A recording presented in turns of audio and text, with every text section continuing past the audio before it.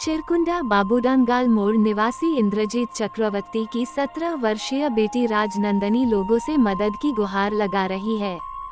राजनंदनी लंबे समय से गंभीर बीमारी से जूझ रही है। मदद के लिए कई हाथ आगे आए लेकिन लाखों रुपए खर्च होने के कारण इलाज नहीं हो पा रही है। आज राजनंदनी पढ़ाई छोड़ घर पर ही अपनी बीमारी से लड़ रही है। बाबूडंगाल की राजनंदनी पिछले कई सालों से ब्रेन अटैक और गले में गांठ जैसे बीमारी से जूझ रही है। जीने की इच्छा लिए राजनंदनी लोगों से मदद की गुहार लगा रही है। राजनंदनी के पिता इंद्रजीत चक्रवर्ती का कहना है उसकी एक ही पुत्री है राजनंदनी। राजनंदनी कई सालों से ब्रेन अटैक जैसे गंभीर बीमारी से जूझ रही है। घर पर उसे अचानक अटैक आता है। इस दौरान उसकी स्थिति काफी खराब हो जाती है। उसके जीने के लिए रोज उसे 400 रुपये का इंजेक्शन दिया जाता है। नजदीक से लेकर दूर दूर भेलोर के अस्पताल में उसका इलाज चलाया गया, लेकिन पैसे के कमी होने के कारण राजनंदनी और उसके परिवार थक हार गए हैं। उनके पिता इंद्रजीत चक्रवर्ती ने कहा कि यहाँ के स्थानीय विधायक द्वारा बेटी के इलाज के लिए मदद मिला, साथ ही धनबाद के कुछ व्यवसाय और राजनीति दलों ने उनका मदद किया, लेकिन उसके ठीक होने के लिए डॉक्टर ने 7 लाख रुपए का खर्च बताया है। पिता इंद्रजीत चक्रवर्ती का कहना है अपने सारे कमाए धन बेटी के इलाज में लगा दिया। आज घर की स्थिति दयनीय हो गई है। कर्ज में डूब चुके हैं परिवार। पहले एक छोटा सा दुकान था जिससे घर चलता था, बेटी के इलाज में दुकान बेच दिया, लोगों से कर्ज लिया, लेकिन इसके बावजूद भी नंदनी का इलाज अधूरा रह गया। पिता का कहना है राजनंदनी का पढ़ाई भी रुक गया। राजनंदनी पास की एक स्कूल में पढ़ाई करती थी। बीमारी और पैसे के दिक्कत के कारण राजनंदनी ने स्कूल जाना छोड़ दिया। पिता ने कहा राजनंदनी 7 क्लास तक की पढ़ाई करने के बाद उसे छोड़ दिया गया। एक तो पैसे की दिक्कत और दूसरा स्कूल में भी ब्रेन अटैक का असर होता था। फिलहाल राजनंदनी के इलाज में 7 लाख का खर्च बताया जा रहा है, जिसके बाद राजनंदनी सभी बच्चों की तरह खेल कूद के साथ पढ़ाई कर सकती गया। राजनंदनी ने कहा मैं जीना चाहती हूँ, मेरा सपना है मैं भी पढ़ लिख कर कुछ बनना चाहती हूँ कुछ, लेकिन पापा के पास पैसे नहीं होने कारण मेरा इलाज रुका हुआ है, मेरी मदद करे।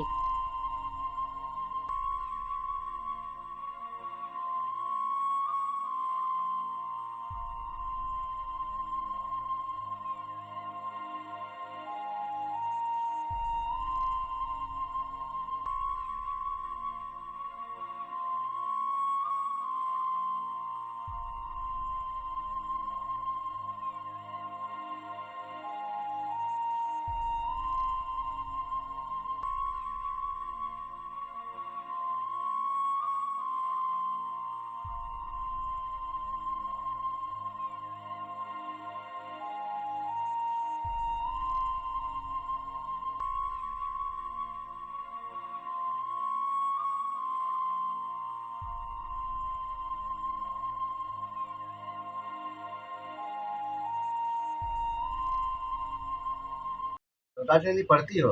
अभी नहीं पढ़ाई कर रही? नहीं, अभी नहीं पढ़ाई कर रही हूँ। ये तुम्हारा कितना दिन से हो रहा है? 1 साल से। 1 साल से हो रहा है। इस तरह से पढ़ाई छोड़ दिए हो? हाँ, इसी कारण? हाँ, इसी कारण। क्या कहना चाहोगे लोगों से, लोग तुम्हें देख रहे हैं? हाथ जोड़ के कहना चाहती हूँ कि सब मेरी मदद करें। मैं जीना चाहती हूँ, मैं पढ़ना चाहती हूँ। मेरे पापा कर्ज में डूब गए हैं। मेरी बीमारी के लिए अब कोई इलाज करने के लिए अब कोई पैसे नहीं है मेरे पापा पास। अब सब मदद करें। किससे गायनोकोलॉजिकल प्रॉब्लम था, फिर अचानक ब्रेन अटैक हुआ, मुंह से कान से ब्लड आने लगा। बहुत सारा डॉक्टर दिखाया, कलकत्ता, रांची, बहुत सारा, मैंने क्या बोले, बहुत ज़्यादा। उसके मेरे पास पैसा ख़त्म हो गया था, सब कुछ मैंने अर्थिन हो गया था, बैंकक्रप्ट हो गया मैं। तो फिर क्राउड फंडिंग स्टार्ट किया। धनबाद के जितने भी न्यूज़ चैनल, आपका चैनल, जितना भी है, सब ने मुझे बहुत सपोर्ट किया, अभी तक कर रहे हैं सब सपोर्ट। उस समय सपोर्ट किए तो भेलोर गए, धनबाद की जनता ने भी मदद किया बहुत, उनका बहुत प्यार रहा। अभी भी उनका प्यार थोड़ा बहुत है, लेकिन कोई आदमी अकेले कुछ नहीं कर सकता है जो अमाउंट चाहिए, क्योंकि अभी डॉक्टर तक आपको स्थानीय कोई जनप्रतिनिधि सहयोग किया है? हमारे अरूप चट्टे जी से उन्होंने किया था मुझे, जो भी किया। और उन्होंने ये भी बोला था कि ये जो बीमारी, इसमें मल्टीपल इशू है, इसमें गवर्नमेंट तुमको नहीं देगी, इसमें तुमको अपने से क्राउड फंडिंग करके ले जाना पड़ेगा। धनबाद का भी एक हैं भैया, अजय दुबे भैया, वो हमेशा बात करते हैं, बेटी के बारे में पूछते हैं, बहुत सी छोटे भाई जैसा, अपना बेटी जैसा मानते हैं। और वो बहुत बड़े भाई हैं जो मेरे सपोर्ट में हैं, लगे हुए हैं, सब लगे हुए हैं बेटी के लिए। क्योंकि बेटी को डॉक्टर ने बोला था 2 महीना रुकने हुआ, क्योंकि इसको मल्टीपल इशू है। और बहुत से हैं जो मेरे सपोर्ट किए थे उस समय, जैसे कि रवि हुआ, अंकित हुआ, ये लोग सब ने सपोर्ट किया। बीमारी क्या समझ में आया है? इसको एक ब्रेन प्रॉब्लम है, जो ब्रेन में थोड़ा सा कुछ नर्व्स में है, और साइकेट्रिस्ट प्रॉब्लम है एक।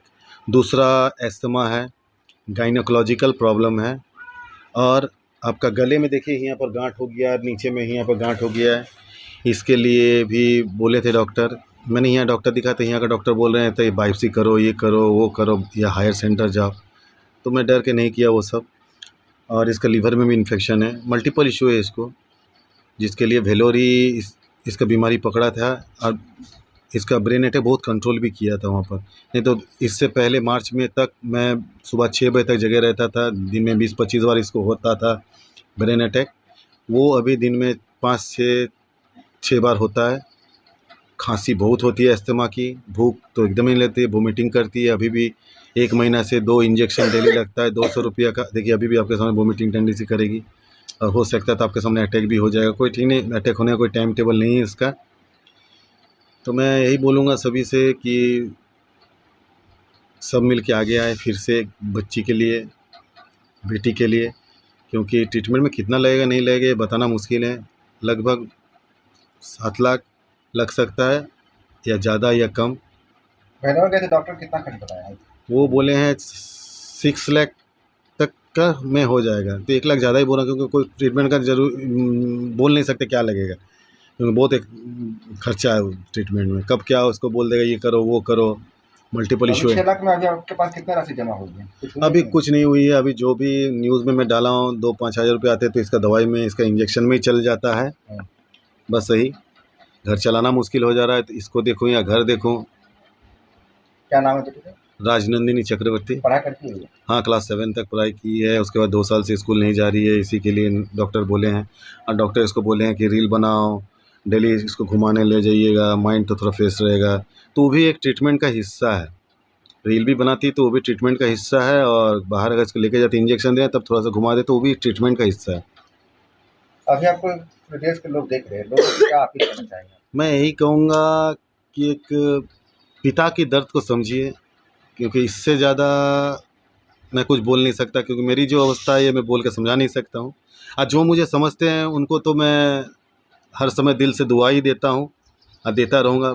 बहुत बड़े भाई लोग मुझे मोटिवेट किए, नहीं तो आज मैं मर जाता। बहुत से ऐसे हैं, जैसे कि हमारे यहाँ के मनोज भैया, निमाइदा, और आपके इकराम भैया, ये लोग मुझे बहुत मोटिवेट किया। 8 मार्च को नहीं तो मैं सुसाइड करने जा रहा था, उस समय मैं उन्हें मोटिवेट किए, रास्ता दिखाएं। उन्हीं के रास्ता में चल रहा हूँ, तो मुझे आस्ते आस्ते रास्ता निकल रहा है, हर रास्ता में जा रहा हूँ। मैं इसकी बीमारी में कर्ज में डूब गया हूँ, सूद में पैसा लिया हुआ हूँ, बैंक लोन लिया हुआ हूँ, सब कुछ बर्बाद हो चुका है। बैंक वाले परेशान करते हैं, सूद वाले परेशान करते हैं, मैंने क्या बोलूँ, कुछ बोलने का ही नहीं है।